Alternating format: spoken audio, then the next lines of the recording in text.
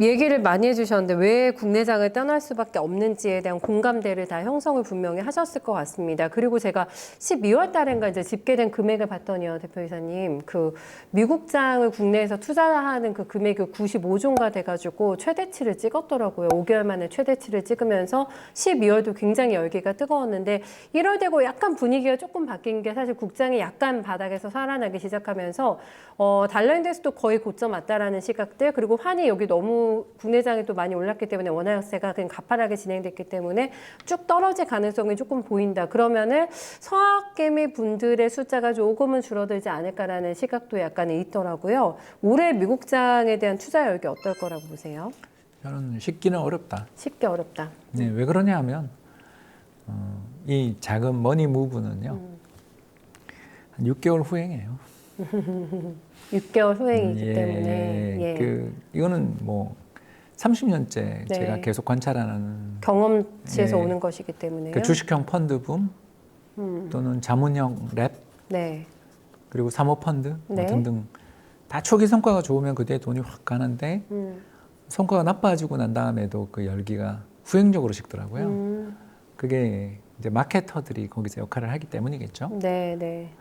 뭐 그 증권사들 요새 캠페인 하는 거 보면 다 해외 주식 캠페인 하고 있잖아요. 맞아요, 맞아요. 네네. 네, 그런 맞아요. 걸 우리가 좀 생각해 보시면 제 말을 좀 이해하실 수 있으리라고 생각하고요. 그래서 그 광고 효과, 네. 밴드웨건 효과가 굉장히 크거든요. 그래서 저는 뭐 미국 시장에 대한 열기가 쉽게 꺾이지는 않는다. 그래서 올해 우리 주식 시장은 수급이 좋아 오르는 시장이 아니라 네. 뭐랄까요, 이제 매물 공백 정도를 작년에 너무 많이 털렸으니까 그 신용 매물들이 많이 네, 털려서 급하게 팔 사람이 없어서 올라오는 기진맥진한 상태에서의 반등. 그 정도구나. 예, 그 정도고 이제 여기서 모멘텀은 네. 정치 일정 그리고 수출 기업들의 이익 모멘텀이 네. 정말 1분기까지는 안 좋아 보이는 건 사실이지만 그래도 2, 3분기 또 회복될 수 있으니까 네, 저는 네. 그 가능성 되게 높게 보거든요. 그렇군요. 네. 그럼 그때는 이제 실적 장세가 또 올 수도 있다. 그러니까 아주 작은 규모의 실적 장세가 또 나올 수도 있다.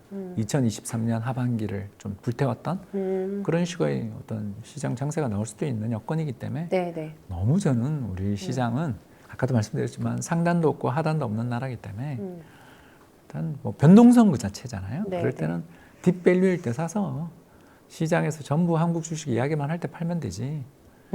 그걸 뭐 그렇게 애정을 가지고 볼 시장은 아니다. 전체 포트폴리오에서 저는 국민연금처럼 한 10% 정도만 그 한국 정도만? 시장을 가지고 네. 있는 게 적합하다고 봅니다. 10%밖에 안 되는군요, 포션이. 정확하게 말하면 이제 네. 한 2, 3% 정도인데 뭐 그냥 점점 더 줄 거예요, 앞으로 계속. 왜냐하면 국민연금은 아까도 이야기했지만 가지고 있는 보유 주식을 매도하기가 너무 어렵기 때문에 그러면 어쩔 수 없죠. 뭐 그 다른 시장에 투자를 늘리더라도 한국은 늘리지 않는 방향으로 가는 게 연금이 할 수 있는 최대한의 어떤 그 수익률 방어겠죠.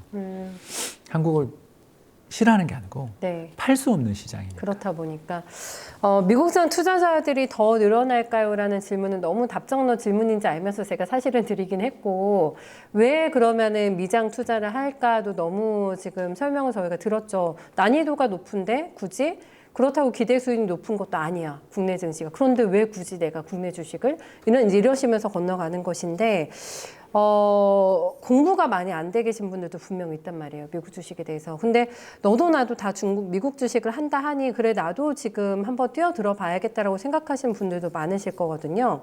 신규 진입도 충분히 메리트가 있는 시장이 맞는 거죠, 그러면은. 예, 아직, 뭐 일단 네. 모멘텀이 좋아요. 좋으니까. 그러니까 모멘텀은 두 가지 모멘텀이잖아요. 하나는 이익이고 네. 뭐 이익 전망이 계속 상향 조정 중이에요.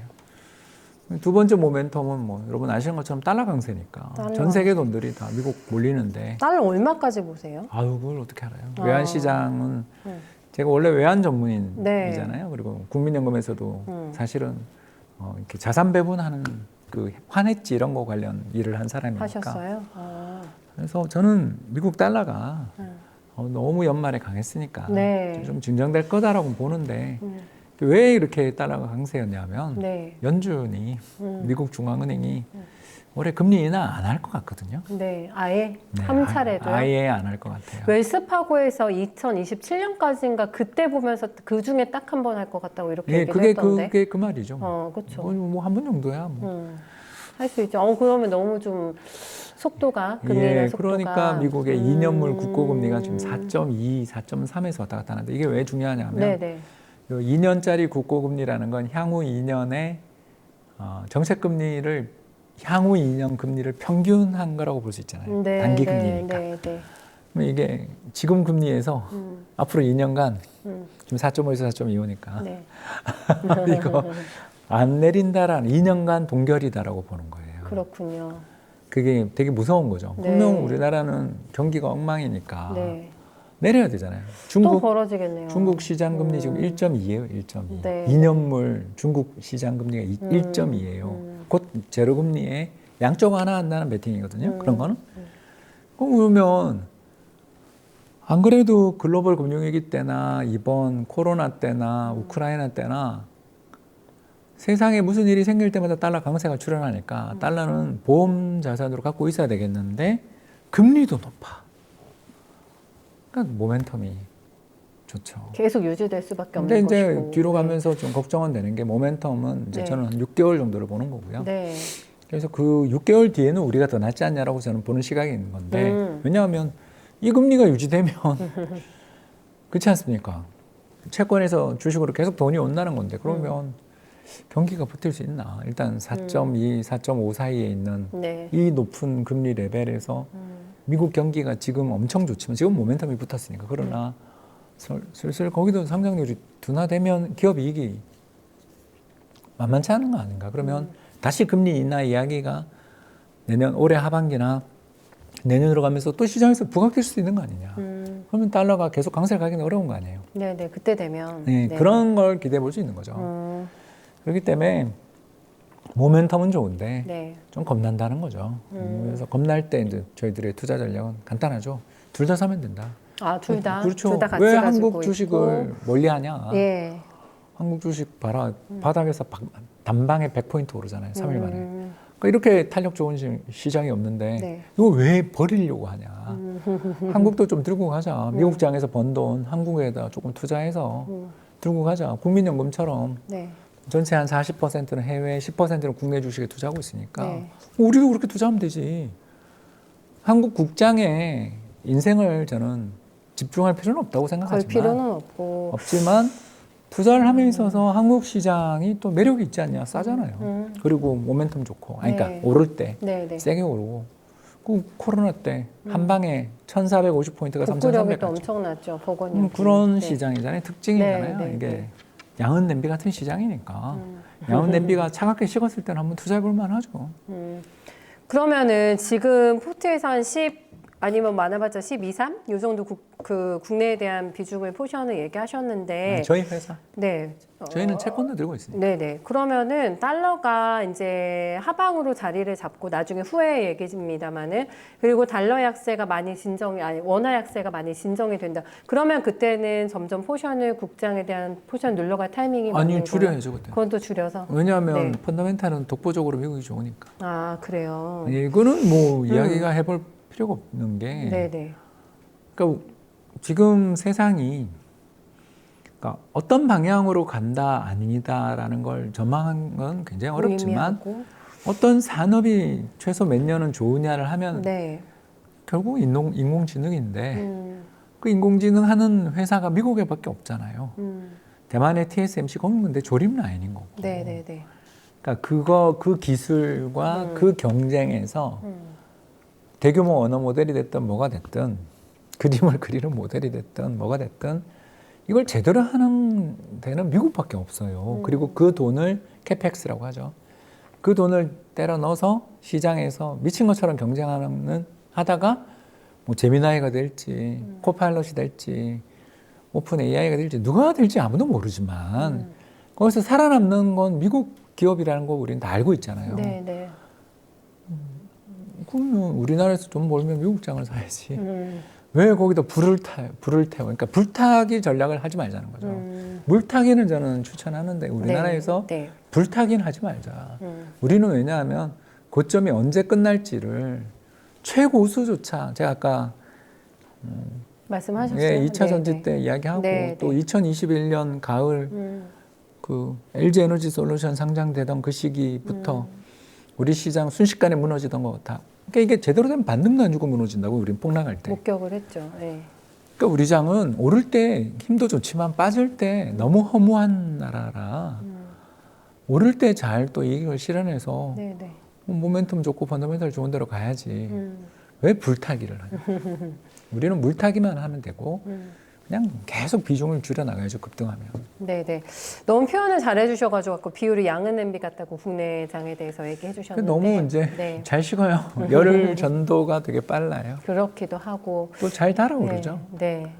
그게 순식간에. 이제 너무 투자자분은 힘들게 하는 요인이기도 하고 그래요. 네. 아, 그래서 우리 인생을 걸 돈을 여기다 투자하면 안 된다. 안 된다. 우리 인생은 한 번뿐인데 네. 이 소중한 내 돈을 네. 한국 같은 시장에 올인할 이유가 전혀 없는 이 시장은 그러니까 분산 투자의 대상으로 일부만 해야 되는 시장이지 네. 여기에 모든 걸 걸면 안 된다. 특히 레버리지는 절대 안 된다.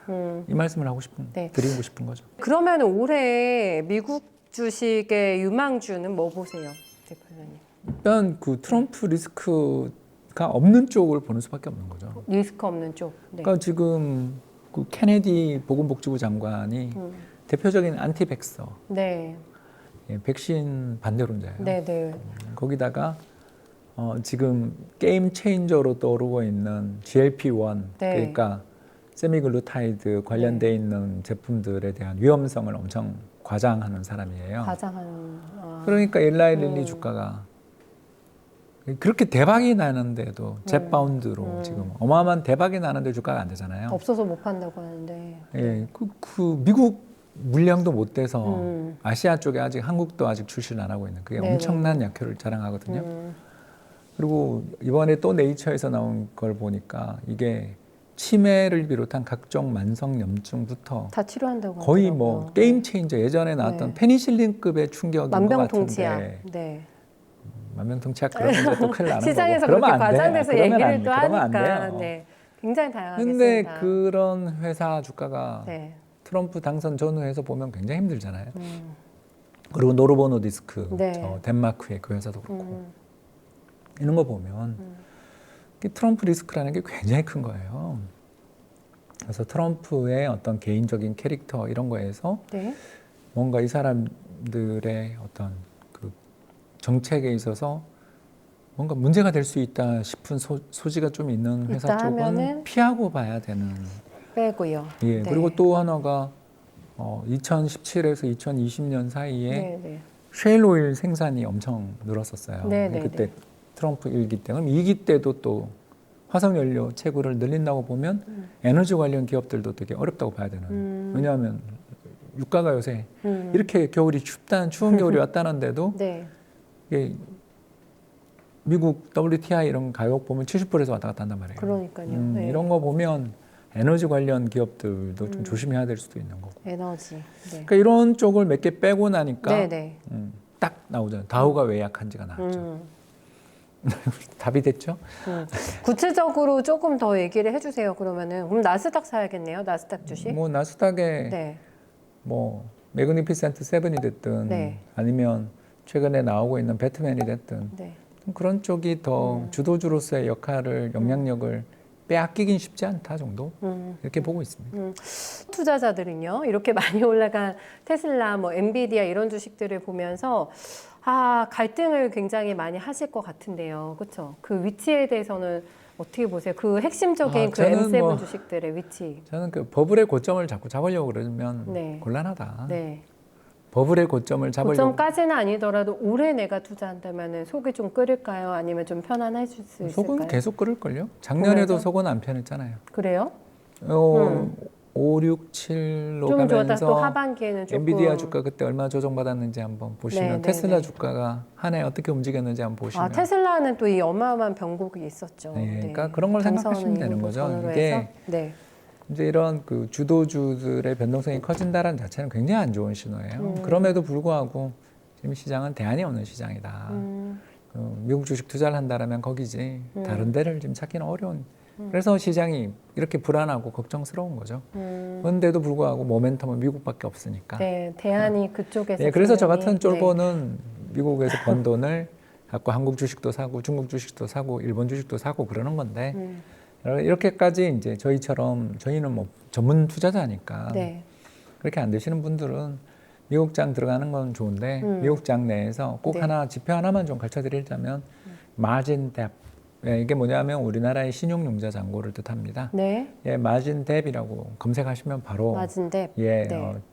나올 텐데 이게 뭐냐면 돈 빌려 투자하는 거예요. 근데 이게 이제 역사상 최대 레벨에 도달하면 미국장이 항상 박살이 나요. 그게 법의 신호군요. 왜냐하면 이제 빌려서 투자하는 사람이 하니까 너무너무 시장에 많아지면 이제 이 사람들 청산될 때까지 장이 예. 빠지는 거죠. 네. 우리도 그랬잖아요. 네, 네. 그런 게 12월 3일 그리고 뭐 그러지 않았어요? 3일 4일 그때 그런 일이 있었잖아요. 네. 네.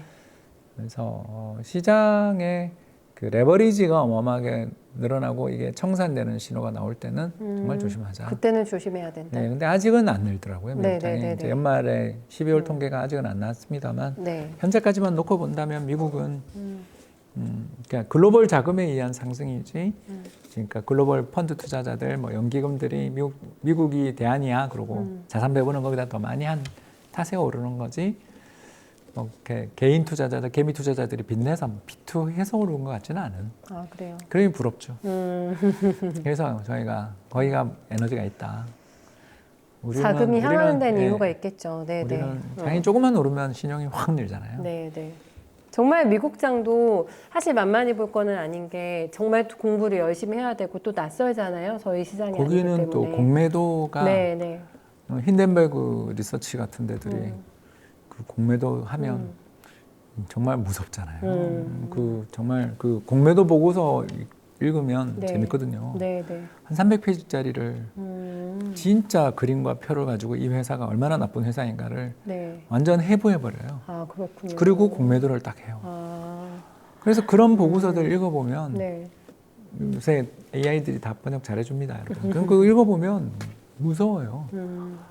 와, 이렇게 해부해서 이 회사를 이렇게 하나를 공매도. 쓰레기를 만들어버리는 거예요. 근데 사실 그게 그런 일들이 내가 투자한 종목에서 나오면 최근에도 그 회사 하나 있었잖아요. 우리가 굉장히 관심을 많이 가진 회사 중에 하나 있었잖아요. 네, 네. 그런 나라 시장이기 때문에 좋게 이야기하면 투명하고 나쁘게 이야기하면 인정사정 볼 것 없고 하한가 없는 나라. 그래서 공부가 많이 필요한데 굳이 그렇게 공부가 안 된다라면 제 의견은 나스닥 100을 사면 되지. 네네네, 그러니까요. 예. 뭘 그렇게 어렵게 투자를 해야 될지 모르겠다. 네네네. 좋은 방법 얘기해 주셨습니다. 달러도 투자 관심 많으시죠?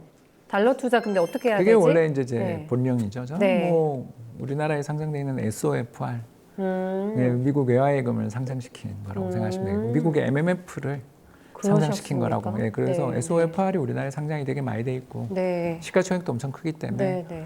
달러 투자하고 싶으신 분은 그 SOFR이라고 검색하시면 한 10개 가까이 나올걸요. 우리나라 그중에 마음에 드는 거 사십시오. 아무거나 하나? 아니, 수수료 싸고 거래량 많은 거 알겠어요. 정해져 있잖아요. 너무 간단하게 달러 투자하고 싶다 하시면은 그렇게 하면 되겠다라고 얘기를 해주셨는데 아까 뭐 미국장의 버블은 아까 얘기를 해주셨고 버블이 터질 신호는 이렇게 잡힐 수 있다. 아직 논할 단계는 아니다. 마지막으로 자산 배분 전략을 제가 여쭤보려고 하는데 그것도 너무 명확하게 이렇게 잡아주셔가지고 뭐 우리 국내 자산 한 4할에서 3할 사이 네. 그리고 해외 자산 6할에서 7할 사이로 투자하는 걸 기본으로 하시고 네. 그리고 우리나라 국내 주식이나 채권이나 현금을 그렇게 3, 4할을 하시고 나머지는 주식이랑 그리고 뭐 금, 네, 금이요. 네. 그리고 미국 리츠 네. 이런 것들 투자를 하면 올해도 좋은 성과 나지 않을까 생각됩니다. 리츠 부동산 경기도 굉장히 좋기 미국은 때문에요. 뭐 그러니까 전국 부동산 가격은 좀 별로 못 오르는데 네. 20대 도시 부동산 가격 지수 이런 거는 막 역사상 최고치를 뚫고 있거든요. 거기도 똑같더라고요. 양극화. 네네네. 근데 뭐 대부분의 리츠들은 대도시에 투자를 하니까. 예, 그래서 리츠 관련돼 있는 ETF들, 뭐 뭐 VNQ 네. 또는 SCHH 이런 찰스 슈왑에서 만든 리츠 ETF 이런 것들 투자하시면 배당 수익률도 짭짤하고 뭐 워낙 그 투자한 건물 값이 오르고 있으니까 괜찮지 않을까. 골드도 또 아까 이야기한 것처럼 트럼프가 무슨 짓 할지 모르니까 아까 네네. 제약회사 주가가 그렇게 될 줄 누가 알았어요. 그가 무슨 짓을 할지 모르니까 네. 특히 세계 경제뿐만 아니라 국가 간의 전쟁 부분에 있어서도 트럼프가 무슨 짓을 할지 우리가 사실 모르잖아요. 네, 네. 2018년 뭐 하노이 회담 혹시 기억 안 나세요? 저는 그때 정말 치를 떨었는데 북한의 지도자를 불러서 이렇게 몇 날 며칠 걸려서 와서 회의해놓고 거의 사실 걷어차버린 거잖아요. 그 뒤 자기는 뭐 미국에 있으니까 문제 없죠. 근데 우리 동해랑 서해로 얼마나 많은 미사일이 왔는지 특히 2018년도 그렇지만 19년, 20년으로 갈수록 얼마나 많은 미사일을 쏘면서 위기를 조장했는지 우리 다 기억하잖아요. 전 치가 떨리거든요. 그 자기는 그냥 뭐든 할 수 있다는 식으로 이렇게 상대를 굴욕을 주는 걸 쉽게 할 수 있는 입장일지 모르지만 그 사람 때문에 우리 경제 특히 2018년 말에 우리나라 주식시장이 2,600포인트가 1,800포인트까지 폭락했던 거. 그때 뭐 현역으로 있었으니까 정말 치를 떨었거든요. 도대체 이게 그 실무자들끼리 다 합의해서 만나서 악수하는 자리가 정상회담이지. 그렇죠. 그렇게 가서 다 상대를 오케이 해놓고 불러서 그렇게 면박을 주면 이제 그 뒤에 벌어질 일이라는 게 훨씬 더 큰 긴장과 갈등을 유발하잖아요. 그러니까 이렇게 막대 먹은 사람이 미국 대통령이 됐다라는 거잖아요. 한 번 더. 그 우리나라 입장에서 왜 환율이 그 사람 대통령 되자마자 환율이 급등했는가? 그냥 한 100원 올랐잖아요, 바로. 이걸 투자자들이 특히 올해 이 시장에 투자한 사람들은 알고 있는 거죠. 그러니 뭐 별 수 없어요, 우리는. 어떻게든 좀 우리나라 원화 자산의 비중은 너무 많이 가져가면 안 된다. 특히 우리가 여기 살고 있는 그러니까 한국에 살고 있잖아요. 한국에 살고 있으면 수익이 월급이 네. 임대료가 원화로 들어오니까 최대한 원화 자산은 보수적으로 좀 가져가는 게 좋지 않나. 특히 자산 규모가 큰 분들일수록 더 그러겠죠. 그러겠죠. 네. 트럼프 리스크는 계속 생각을 하면서 시장 대응을 할 수밖에 없는 그런 또 핵심적인 기간 한 2년 정도 되지 않을까요? 그렇죠? 그 정도? 중간 선거 때까지는 2년? 그가 네. 기세가 꺾이지는 않겠죠. 네. 아직 항상 선거가 염두에 너무 많이 두고 남았습니다. 대응을 해야 되겠습니다. 마지막으로 공부 많이 해야 된다. 그리고 어떻게 투자하는 게 좋겠다라는 여러 가지 조언 주셨는데 내가 미국 주식에 처음 뛰어드는 정말 완전 초보 투자자다. 이게 마지막으로 좀 당부해 주실 멘트나 이런 조언도 있으시면 들어볼까요? 레버리지 쓰지 말자. 레버리지 안 된다. 예, 여기 와 네. 변동성이. 무서운 시장이기 때문에 제가 하한가가 없는 시장. 제가 그 나스닥 100 3배 레버리지 상품에 개인적으로 투자를 하고 있거든요. 네. TQQQ라고. 네. 그 왜 투자를 하냐면 네. 그렇게 투자를 하고 있어야 네. 이걸 수많은 개미가 투자하는 이유를 좀 알고 싶어서 제 전체 자산에 아주 소액을 투자하고 있는데 그래요. 네. 그게 2022년 말에 제가 10불 깨질 때 샀거든요. 네. 오늘 어젯밤에 보니까 80불이 넘었더라고요. 여러분 미국 시장 살벌한 곳이에요. 그 전에 100불짜리가 10불 되고요. 10불이 다시 80불 됐어요. 이 시장을 기가 막히게 나 올라탈 수 있다? 그런 능력자는 해도 돼요. 근데 대부분은 안 되잖아요. 그러니까 그 리스크 관리가 안 되시니까 미국장 같이 변동성 큰 시장에 투자할 때는 레버리지는 좀 맛통 만들어서 부동산 담보대출 받아서 이렇게는 정말 저는 좀 조심했으면 좋겠다. 분산 투자의 대상으로 생각했으면 좋겠다. 네. 이런 의견입니다. 네. 아이고, 살벌한 시장에서 저희가 생존을 해야 되잖아요. 네, 그러려면 어떻게 해야 되는지 물론 메리트가 있는 시장이기 때문에 거기에 대한 자산 비중을 가져가셔야 되기 때문에 어떻게 주의하면서 내 자산을 지키면서 증식시킬 수 있는지 좀 안전한 투자 방법에 대해서 오늘 조언 좀 많이 들었던 것 같아요. 올 한 해도 또 대박 나시고 더 부자 되십시오. 네, 부자 되세요. 네, 고맙습니다. 투자 조언 삼아서 발판 삼아서 올 한 해도 여러분들도 함께 부자 되시는 한 해 되셨으면 좋겠네요.